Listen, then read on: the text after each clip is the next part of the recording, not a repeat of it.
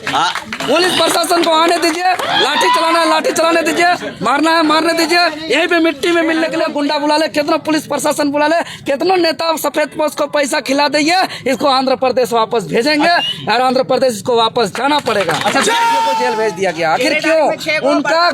उनका क्या कसूर था? उनका यही कसूर था कि अपने माटी का, अपने जमीन का, अपने हक अधिकार की मांग कर रहा था। अब बताइए, अपने हक अधिकार को मांग करने के लिए उसको जेल भेजा जा रहा है क्या? इसी दिन के लिए हमारा झारखंड अलग राज्य का गठन हुआ था।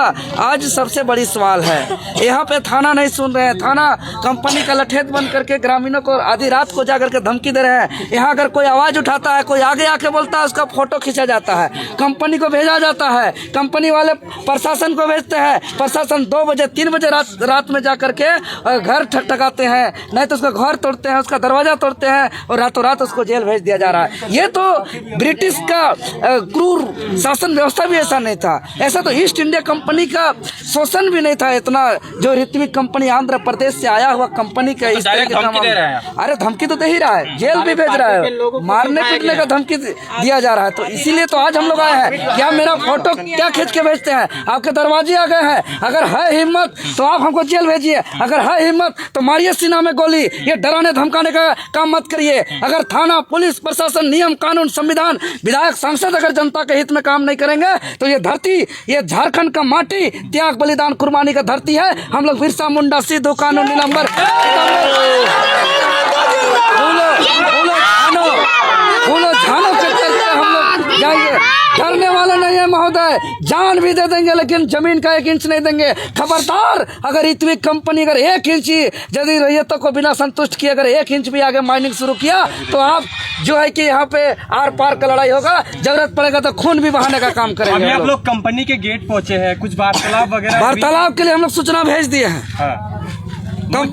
कंपनी से मेरा सीधा मांग है कि वो क्या ग्राम सभा से अनुमति लिए हैं, क्या भूमि अधिग्रहण अधिनियम का धारा 11, धारा 19, धारा 21, धारा 37 किए हैं, क्या ग्रामीण रैयतों को संतुष्ट किए हैं कि उनका जमीन का क्या मुआवजा होगा, उनका विस्थापन कहाँ होगा, पुनर्वास कहाँ किया जाएगा उसको, उनका कच्चा मकान, पक्का मकान का मूल्य दर क्या होगा, इसका कोई किसी को मालूम नहीं है। और बताइए, कोई इस बात को उठा रहे हैं तो उसको धमकी दे रहे हैं, मारने पीटने का, जेल भेजने का बता दे रहे हैं। जेल भी जाने के लिए पूरा गांव का गांव, घर का घर, पूरा जनसैलाब जल जाएगा। और बड़का गांव, जोरदाग और आसपास के ग्रामीणों के हक अधिकार के लिए पूरा झारखंड एक साथ खड़ा है, पूरा झारखंड एक साथ लड़ाई लड़ेंगे हम लोग इसको। यहाँ का विधायक ना बुलाकर आप तो बुलाए? देखिए, ये तो ग्रामीण बताएंगे, लेकिन हमको तो बराबर लगातार फोन पे फोन कर रहे थे, जयराम जी को फोन पे फोन कर रहे थे, कह रहे थे कि हम लोग गरीब किसान, दबे कुचले पीड़ित लोगों का एकमात्र विश्वास और सहारा झारखंड लोकतांत्रिक क्रांतिकारी मोर्चा।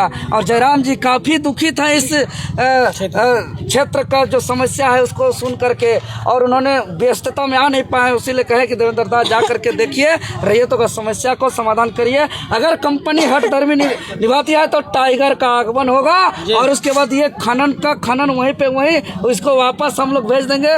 ऋत्विक को वापस जाना होगा आंध्र प्रदेश वाले आके कहते हैं जीएम लैंड का मालिक हम है, जो हजारों साल से इस माटी में रह रहे हैं, दादा परदादा समय के साथ से लड़ रहे हैं। अगर ऋत्विक कंपनी नहीं आती, अगर एनटीपीसी कंपनी नहीं आती तो अभी भी आगे हजार साल तक रहते।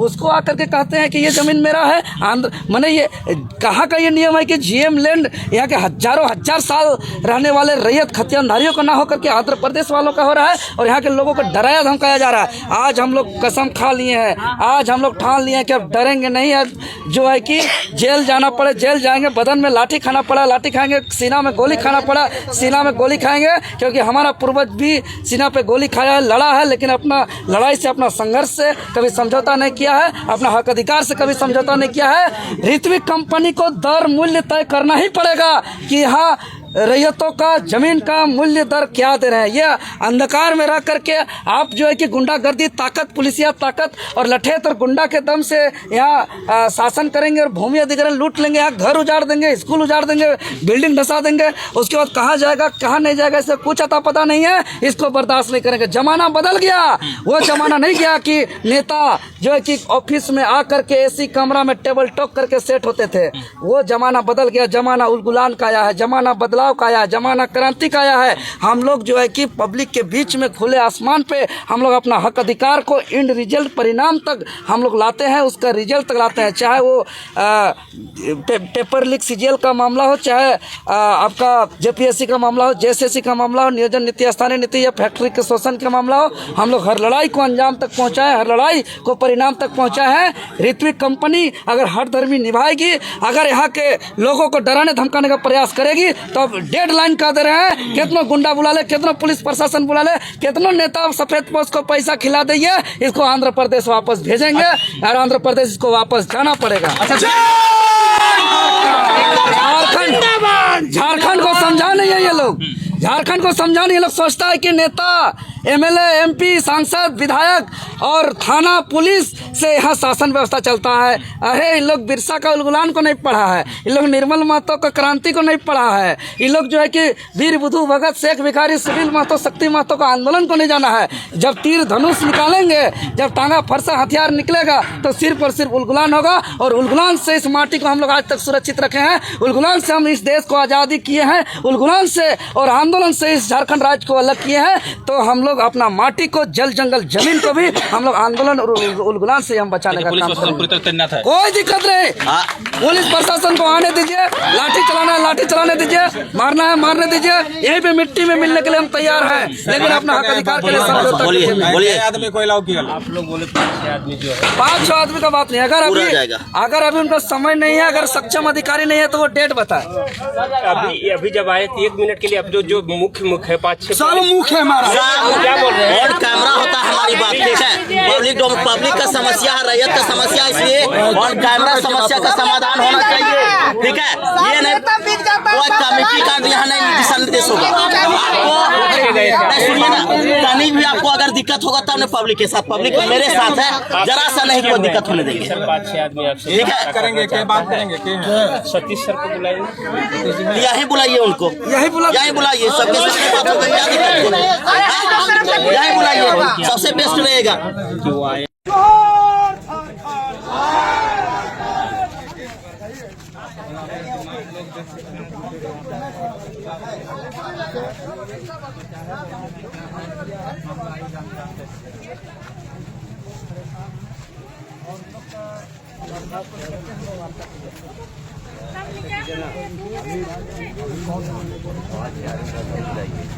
आप सूचना दीजिए ना, वो बोले हैं 5-6 आदमी, कैसे पहले 5-6 आदमी जाइए, सब किनारा नहीं, हम लोग ऑन कैमरा होता है, बात किसी से छिपा उपा नहीं, और मैदान में कुछ होगा रहेगा तो क्या बोले जाके, आप बोलिए कि 6 आदमी का जो हम लोग का निर्दोष आदमी गिरफ्तार हो गया है और वहाँ जो खनन का एक्सटेंशन हो रहा है वहाँ रैयतों को संतुष्ट नहीं किया गया। उनको पता नहीं है कि मेरा क्या मुआवजा मिलने वाला है, घर का क्या मिलेगा, जमीन का क्या मिलेगा, मेरा बाकी चीजों का क्या मुआवजा मिलेगा, एकदम कुछ भी यहाँ के आम आवाम को मालूम नहीं है। तो इसीलिए हम लोग वार्ता के लिए आए हैं कि भाई आप अगर यहाँ माइनिंग कर रहे हैं, खनन कर रहे हैं, तो पहले यहाँ के संतुष्ट करिए, यहाँ के जनता को, यहाँ के ग्रामीण को, यहाँ के रैयतों को, यहाँ के विस्थापितों को। आप बोलिए कि हेल्थ वाले आए हैं, देवेंद्रनाथ मतलब आए हैं, उनके काज कर